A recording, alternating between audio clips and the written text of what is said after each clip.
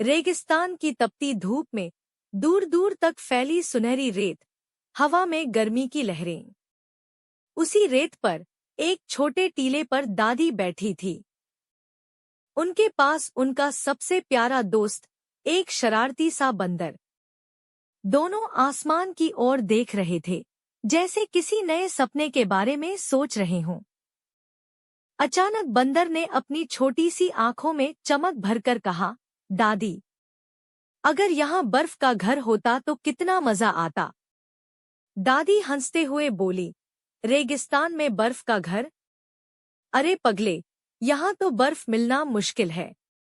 लेकिन बंदर का मन मानने वाला नहीं था। दादी ने सोचा, क्यों न इसे एक कोशिश दी जाए। उन्होंने आसमान की ओर देखा और बादलों से बात की, ठंडी हवाओं को बुलाया, जैसे किसी पुराने दोस्त को पुकार रही हूं। थोड़ी ही देर में आसमान में हल्के बादल आ गए और अचानक रेत पर छोटे छोटे बर्फ के टुकड़े गिरने लगे। बंदर खुशी से उछल पड़ा। दोनों ने मिलकर वो बर्फ इकट्ठी करनी शुरू कर दी।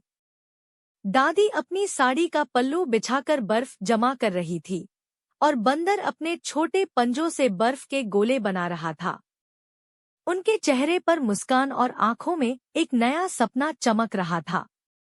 धीरे धीरे बर्फ का ढेर इतना बढ़ गया कि उन्होंने सोचा, अब अपने सपनों का घर बनाने का समय आ गया है।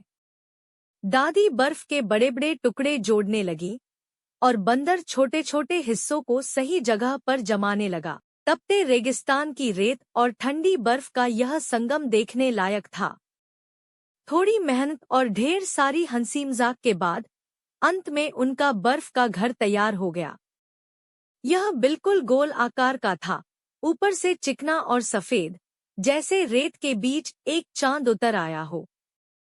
पास खड़ा ऊंट हैरानी से उसे देख रहा था, जैसे उसने जिंदगी में पहली बार बर्फ देखी हो। बंदर हंसते हुए ऊंट को अंदर बुलाने लगा, लेकिन ऊंट बस दरवाजे से झांककर पीछे हट गया। दादी ने चूल्हे पर पानी गर्म किया और उसमें अदरक इलायची डालकर चाय बनाई। दोनों बर्फ के घर के अंदर बैठ गए। बाहर रेगिस्तान में लू चल रही थी, लेकिन अंदर ठंडी ठंडी हवा थी। दोनों गर्मागर्म चाय की चुस्कियां लेते हुए मुस्कुरा रहे थे। उन्हें लग रहा था कि उन्होंने रेगिस्तान में अपनी छोटी सी ठंडी जन्नत बना ली है, एक सपना जो उन्होंने मिलकर सच कर दिखाया।